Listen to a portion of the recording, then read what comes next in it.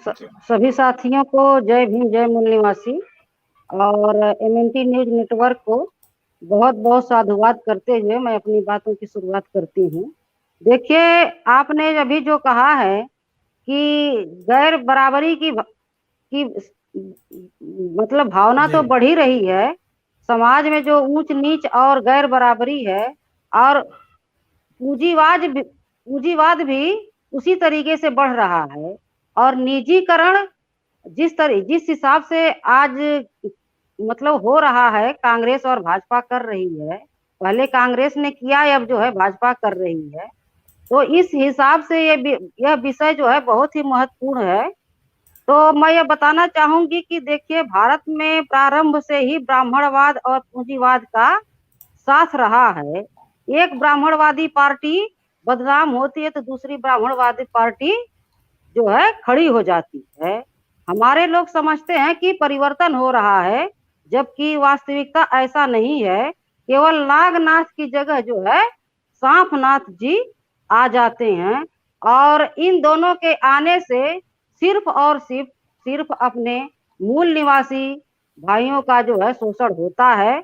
और जितनी जो ये ब्राह्मणवादी समाज के लोग हैं, ब्राह्मण क्षत्रिय और वैश्य, उनका उसमें फायदा होता है। तो अगर मूल निवासी बहुजनों को अपनी समस्याओं का समाधान चाहिए तो उन्हें किसी का सहारा लिए बिना अपने साधन और संसाधन से अपने बुद्धिजीवियों की सलाह और निर्देशन में रहकर राजनीति की जा सकती है। तभी मूल निवासियों की सत्ता स्थापित हो सकती है। और आजकल जो निजीकरण और बेरोजगारी मतलब चरम सीमा पर है, उसको हम लोग रोक सकते हैं। तो यह बहुत ही महत्वपूर्ण विषय आपने आज उठाया है और चर्चा के लिए रखा है। तो मैं ये कहना चाहूंगी कि हमारा मुख्य विरोधाभास जो है ब्राह्मणवाद से है, जिसके कारण गैर बराबरी की भावना उत्पन्न होती है। ब्राह्मण जब तक अपनी पहचान एक ब्राह्मण के रूप में के बनाए हुए है, तब तक ब्राह्मण और ब्राह्मणवाद में कोई अंतर नहीं है। इन दोनों से ही हमारा मुख्य विरोधाभास है। ब्राह्मणवाद कई भेष बदल करके हमारे बीच आता है और हमारे मूल निवासी समाज के लोग इस भेष को समझ नहीं पाते हैं कि वह मतलब कि जब अपनी दो मूल निवासी पार्टियां बनाई गई, सपा और बसपा बनाई गई, उसमें वह जो है अपना भेष बदल करके वो घुस गया और उसको भी तहस नहस करने में कामयाब हुआ। तो आजकल जो अभी हाल में ही जो people's party of India democratic बनाई गई है, इसमें ब्राह्मणवाद को हम लोग घुसने नहीं देंगे और न तो ब्राह्मण इसमें सलाहकार रहेगा। आजकल आप ये देख रहे होंगे कि सपा बसपा भी अपना जो सलाहकार है ब्राह्मण को रखती है। तो ब्राह्मण जब सलाहकार रहेगा तो वहां तो मतलब कि जो गैर बराबरी की भावना और वो निजीकरण करने में कामयाब हो रहा है। तो सपा बसपा सरकार में भी ये जो उत्तर प्रदेश में सीमेंट फैक्ट्री थी उसको बेचा गया। और चीनी बसपा की सरकार में चीनी मिलों को बेचा गया। तो इस तरह से आप देखेंगे कि कांग्रेस और भाजपा की तरह अपने मूल निवासी नेता भी निजी मतलब कि अडानी और अंबानी को सरकारी संपत्तियों के हाथों बेचा। तो उस कांग्रेस और भाजपा में कोई अंतर नहीं रह गया है। जो कांग्रेस और भाजपा की वही हमारे मूल निवासी नेता लोग भी किए, वो लोग भी सरकारी संपत्तियों को बेचे। जबकि मानवर कांसीराम साहब का एक नारा मुझे याद आया कि वो कहे थे कि जो जमीन सरकारी है वह जमीन हमारी है। तब जब कोई भी चीज जब तक सरकारी रहेगी तब तक वह हमारी रहेगी। जैसे ही वो अडानी अंबानी और पूंजीपतियों के हाथ में चला जाएगा, वह जो है मतलब कि हमारी नहीं रहेगी। तो जो आजकल जो मतलब कि ज्यादातर निजीकरण हो रहा है और बेरोजगारी बढ़ रही है, इसके इसके पीछे जो है निजीकरण ही है। तो निजीकरण को रोका जाना चाहिए और इसमें ब्राह्मणवाद और पूंजीवाद का साथ रहता है। आप ये देखेंगे कि जो वामपंथी नेता लोग हैं वो पूंजीवाद का तो विरोध करते हैं, लेकिन कभी भी ब्राह्मणवाद का विरोध नहीं किए। जबकि बाबा साहब ने नासिक में संबोधित करते हुए कहा था कि जब तक हमारा मतलब कि भारत में दो दुश्मन है, एक ब्राह्मणवाद और एक पूंजीवाद, इन दोनों को, और पहले नंबर का ब्राह्मणवाद है दुश्मन और दूसरे नंबर का पूंजीवाद है, तो जब तक हम ब्राह्मणवाद को उखाड़ कर फेंकेंगे नहीं, तब तक हम पूंजीवाद पर भी काबू नहीं पा सकते हैं। तब तक यह लोग, जब तक ब्राह्मणवाद रहेगा, गैर बराबरी की भावना बढ़ती रहेगी और निजीकरण होता रहेगा। तो हमें सबसे पहले ब्राह्मणवाद को खत्म करना होगा, तभी निजीकरण और जी। ये पूंजीपतियों के हाथ में जो बेचा जा रहा है वह रुक सकता है।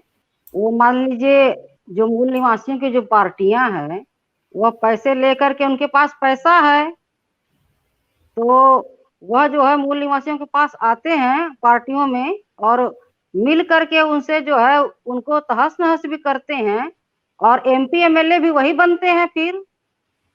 अब वो मतलब कि अगर बसपा से कोई जो है, कोई आ गया कोई ब्राह्मणवादी, और वह यहाँ से टिकट ले लिया, तो वह तो अपने 85% मूल निवासियों का वोट भी पा गया और यहाँ से टिकट भी ले लिया, तो उसको फायदा ही फायदा है। तो इसीलिए तो वह आगे सब बढ़ रहे हैं ज्यादा से ज्यादा। आप ये देखते होंगे कि बसपा से भी जीत जाएंगे, सपा से भी जीत जाएंगे, और भाजपा कांग्रेस से तो जीत ही रहे हैं, और अपना समाज जो है पिछड़ता जा रहा है, और अपने मूल निवासी नेता लोग ज्यादा से ज्यादा मात्रा में टिकट जो है, जिनकी, अब कांसीराम साहब ने यही तो समझाया था कि जिसकी जितनी संख्या भारी उसकी उतनी हिस्सेदारी। तो ये जंग, जिसकी जितनी संख्या है उसके आधार पे कार्य कहाँ हो रहा है। यह अगर मूल निवासी नेता लोग समझ जाते तो अपने समाज का कल्याण हो जाता। तो वह लोग ज्यादा से ज्यादा 100 टिकट, 85 टिकट बसपा से ब्राह्मण लोग पाए थे। इस हिसाब से वह लोग, अमीर और गरीबी की खाई बढ़ती जा रही है। वो 15% होते हुए भी 100% पर कब्जा किए हुए हैं। इससे वो आप देखते होंगे कि वह अमीरों और गरीबी की खाई बढ़ रही है, और अपना मूल निवासी समाज का बहुत भारी नुकसान हो रहा है। और मूल निवासी समाज भी अपना जो है माला जपता रहता है कि अपने नेताओं का। और मैं एक बात कहूंगी कि ब्राह्मणवाद का शिकार कई तरीके का है, उसके कई रूप हैं, जैसे वर्णवाद है, और 6,743 जातियां है, पूंजीवाद है, सामंतवाद है, भाई भतीजा परिवारवाद है, सुप्रीमोवाद है, व्यक्तिवाद एवं व्यक्तिवादी संगठन, नस्लवाद और क्षेत्रवाद और भाषावाद भी है। क्योंकि वह ज्यादातर सुप्रीमो, जैसे कोई सुप्रीमो बनता है, व्यक्तिवादी पार्टी मूल निवासी समाज में बनती है, तो ब्राह्मणवादी ताकतें बहुत ही कम, मतलब कि गर्व महसूस करती हैं, खुशियां उनमें आती है कि कोई सुप्रीमो फिर तैयार हो रहा है। तो वह सुप्रीमो जैसे चुनाव आता है, इधर से उधर, कहीं भाजपा की तरफ तो कहीं कांग्रेस की तरफ, तो वो सब आते जाते रहते हैं कि कोई भी हमको ले ले, और हम जो है अपने समाज का जो वोट है वह इनके तरफ लेकर के आए। वह अपने समाज का वोट लेकर के जाता है, उसको एक टिकट मिल जाता है, और वह एमपी एमएलए बन जा रहा है। तो वह सुप्रीमो, कोई भी व्यक्तिवादी संगठन जब बनता है तो ब्राह्मण बहुत ही खुश होता है। और जैसे people's party of India democratic बनी है, तो इसमें ब्राह्मणों की हालत बिगड़ी हुई है। यह, क्योंकि यह जो है कोई व्यक्तिवादी पार्टी नहीं है, यह एक लोकतांत्रिक पार्टी है, और यह जो है बाबा फूले अम्बेडकरी विचारधारा के मिशन के आगे लेकर के चल रही है।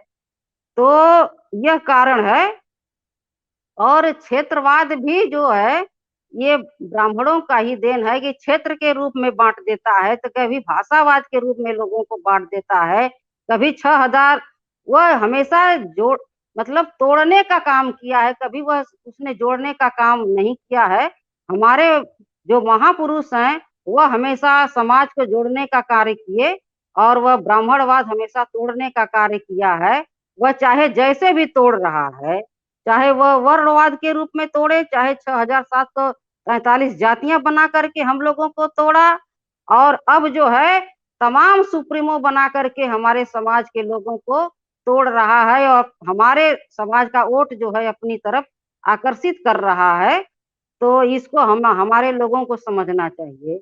आजकल क्या हो रहा है कि जैसे बहुत से लोग महाराष्ट्र में शिकायत करते रहते हैं कि आरपीआई कई बार विभाजित हुई, कई बार टूटी, लेकिन महाराष्ट्र के और अच्छाइयों को मतलब कि लोग जो है गौर से नहीं देखते हैं कि महाराष्ट्र में कितनी जागरूकता आई है कि वहाँ के लोग फूले अम्बेडकरी विचारधारा को अपनाया है, और बाबा साहब का जो आंदोलन था, सामाजिक, सांस्कृतिक और शैक्षणिक और धार्मिक जो आंदोलन था, उसको आगे बढ़ाने में महाराष्ट्र ने कामयाबी हासिल किया। वहाँ की महिलाओं ने ज्यादा से ज्यादा संख्या में हर क्षेत्र में आगे हैं, और महाराष्ट्र के लोगों ने अपने परिवार तक फुले अम्बेडकरी विचारधारा को स्थापित कर दिया है।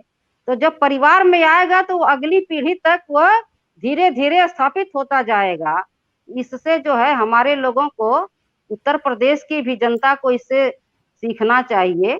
महाराष्ट्र में, हाँ, मैं एक बात जरूर कहूंगी कि उत्तर प्रदेश में जो है राजनीतिक अवेयरनेस तो आई, लेकिन क्योंकि उसके अवेयरनेस के कारण जो है सपा और बसपा की सरकार बनी, लेकिन ब्राह्मणों को यह देखा नहीं गया। वह फिर कोई न कोई चाल चला और उस चाल के तहत वो कामयाब रहा। वह तो पहले आपको एक लालच देता है और हमारे नेता लोग समझ नहीं पाते हैं, उस लालच में फंस जाते हैं, फिर वह फंसा करके ऐसा उनको कर देता है कि फिर मतलब वह कहीं के नहीं रह पाते हैं। अब वह अपने समाज का कार्य नहीं कर पाएंगे, उनको एक डर बना रहेगा। इसीलिए people's party of India democratic का गठन हुआ है, यह जो है कार्य करेगी। तो उत्तर प्रदेश की जनता में जो राजनीतिक अवेयरनेस आई, और लेकिन वह ज्यादातर जो है जो आंदोलन है बाबा साहब का, उसको अपने परिवार तक उत्तर प्रदेश की जनता नहीं स्थापित कर पाई है। वह महाराष्ट्र की जनता से सीखना चाहिए। जैसे महाराष्ट्र के लोगों ने अपने परिवार में फुले अम्बेडकरी विचारधारा को स्थापित कर दिया है, बाबा साहब के आंदोलन को स्थापित कर दिया है, उसी तरह से जो है उत्तर प्रदेश की जनता भी महाराष्ट्र से सबक सीख करके उत्तर प्रदेश में अपनी नई पीढ़ी में यह फुले अम्बेडकरी विचारधारा को स्थापित करना चाहिए। क्योंकि बाबा साहब का आंदोलन तो हमेशा चलाना ही पड़ेगा। जब तक बाबा साहब का आंदोलन है तब तक हम हैं, आंदोलन खत्म तो हम भी खत्म। तो अगली पीढ़ी तक स्थापित करने के लिए उत्तर प्रदेश की जनता को जो है इससे सबक सीखना चाहिए। और पंजाब में आप देखेंगे कि आर्थिक रूप से तो लोग अवेयरनेस हैं, ज्यादा से ज्यादा वहाँ के लोग जो है विदेश गए और उनकी आर्थिक स्थिति अच्छी है। हर एक पंजाब के लोग जो है विदेशों में हैं, लेकिन आर्थिक अवेयरनेस तो आई, लेकिन राजनीतिक और सामाजिक अवेयरनेस नहीं आई। तो पंजाब की जनता को भी जो है महाराष्ट्र से और उत्तर प्रदेश से ये सीखना चाहिए कि जैसे उत्तर प्रदेश में राजनीतिक अवेयरनेस है और महाराष्ट्र में फुले अम्बेडकरी विचारधारा को लेकर के अवेयरनेस है, वह एक दूसरे को क्षेत्रवाद में न बंटे रहें। और मैं ये इसलिए कह रही हूँ कि यह जो है आपस में मिलजुल करके सभी लोग अपने भाई हैं, तो किसी में कमियां हैं तो किसी में अच्छाइयां हैं, तो किसी की कमियों को न देखें, हर लोगों की अच्छाइयों को पकड़े और कमियों को दूर करके सभी लोग एक होकर के एक मूवमेंट के साथ जो है जुड़ करके अपने मिशन को कामयाब करें और people's party of India democratic का हर तरीके से सहयोग करें, तभी हम लोगों की सत्ता स्थापित हो सकती है। और ब्राह्मणवाद को जो है इससे मतलब कि दूर रखें, नहीं तो ये जहां भी जाएगा वो तहस नहस ही करेगा, कहीं भी मतलब कि वो जोड़ना नहीं चाहता, वो हमेशा तोड़ना चाहता है। हाँ, हम लोग बिल्कुल ब्राह्मणवाद को और पूंजीवाद को परास्त कर सकते हैं। बस हमारे समाज के लोग इसको भली प्रकार समझ जाएं कि ब्राह्मणवाद है क्या। ब्राह्मणवाद को अच्छी प्रकार समझ जाएंगे तो परास्त कर सकते हैं। ब्राह्मणवाद खत्म तो पूंजीवाद भी खत्म। तो जैसे अभी हाल में ही ममता बनर्जी ने बयान दिया था कि मैं एक ब्राह्मण हूँ और मैं ब्राह्मण परिवार से हूँ, और वही ममता बनर्जी जब बंगाल से जीती थी तो अपने ही मूल निवासी समाज के लोग बहुत ज्यादा फेसबुक पर मैं देख रही थी खुश हो रहे थे कि बहन जी ने क्या पटका मोदी जी को, क्या एकदम से उनकी हवा निकाल दी, तो ऐसा किया तो वैसा किया। लेकिन ये लोग कब ब्राह्मणवाद को समझेंगे? यह ब्राह्मण और ब्राह्मण अंत में भाई ही भाई होते हैं। तो ये खाली नाटक करते हैं। ये मतलब बाहर कुछ है और अंदर कुछ है। ममता बनर्जी जीती गई नहीं, जिताई गई। और जहां पे अपना मूल निवासी मतलब नेता रहता है वहां पर हरा दिया जाता है आजकल ईवीएम के तहत। तो ब्राह्मणवाद को समझना पड़ेगा अपने लोगों को, तब हम बिल्कुल अपने लोगों में अवेयरनेस आ जाए कि ब्राह्मणवाद और पूंजीवाद को कैसे परास्त करना है और उसको भली भांति को समझ जाए तो हम बिल्कुल परास्त कर सकते हैं। People's party of India democratic अपने सभी महापुरुषों के विचारों और फूले अम्बेडकरी आंदोलन को लेकर आगे बढ़ती रहेगी और बढ़ रही है। और people's party of India democratic संविधानवाद को लेकर के चल रही है और फूले अम्बेडकरी विचारधारा और मूल निवासी बहुजन पहचान के तहत अपने 90% समाज को इकट्ठा करेगी और ब्राह्मणवाद और पूंजीवाद को परास्त करेगी। और मैं यह कह रही हूँ दावे के साथ कि वह जरूर परास्त करेगी, क्योंकि वह संख्या बल में ज्यादा है। ये ज्यादा से ज्यादा जो सुप्रीमो और व्यक्तिवादी संगठन ब्राह्मणवादी पार्टियां जो बनाने का कार्य कर रही हैं, तो उसको हमारे समाज के लोग अगर समझ जाएं कि सुप्रीमो और व्यक्तिवाद हमारे मूल निवासी समाज के लिए घातक बन रहा है, तो बिल्कुल people's party of India democratic ब्राह्मणवाद और पूंजीवाद को परास्त करेगी और अपनी मूल निवासी समाज की सत्ता स्थापित करेगी और मूल निवासी समाज की जो समस्याओं का समाधान करेगी। जय भीम, जय मूल निवासी। मैं भी यही जनता को संदेश देना चाहती हूँ कि हम भी संघ के संग ही रहेंगे, कि संघ ही सबसे बड़ा है। क्योंकि यह वचन जो है तथागत बुद्ध ने कहा था, उनका जो तीसरी लाइन है कि पहली लाइन बुद्धं शरणं गच्छामि, धम्मं शरणं गच्छामि और संघं शरणं गच्छामि, यानी कि संघ के शरण में जाओ, किसी के व्यक्ति के शरण में मत जाओ। तो मैं संघ के शरण में हमेशा रहूंगी। जहाँ पे संघ रहेगा वहां पे मैं रहूंगी। और मैं यह भी आशा करती हूँ कि हमारा मूल निवासी समाज भी संघ के शरण में रहे, किसी व्यक्ति के शरण में न रहे। वह अपने समाज के समस्याओं को समझते हुए कार्य करे और अपना निर्णय स्वयं ले। अत्तदीपो भव, अपना प्रकाश वह खुद बने तो ज्यादा बेहतर होगा, हमारे समाज के लिए एक बहुत ही कल्याणकारी होगा। तो मैं इतना ही कहना चाहूंगी। MNT न्यूज नेटवर्क को सब्सक्राइब करें, लाइक और फॉलो करना ना भूलें। साथ ही बेल आइकॉन दबाकर जन जागृति की मुहिम में जुड़े रहें।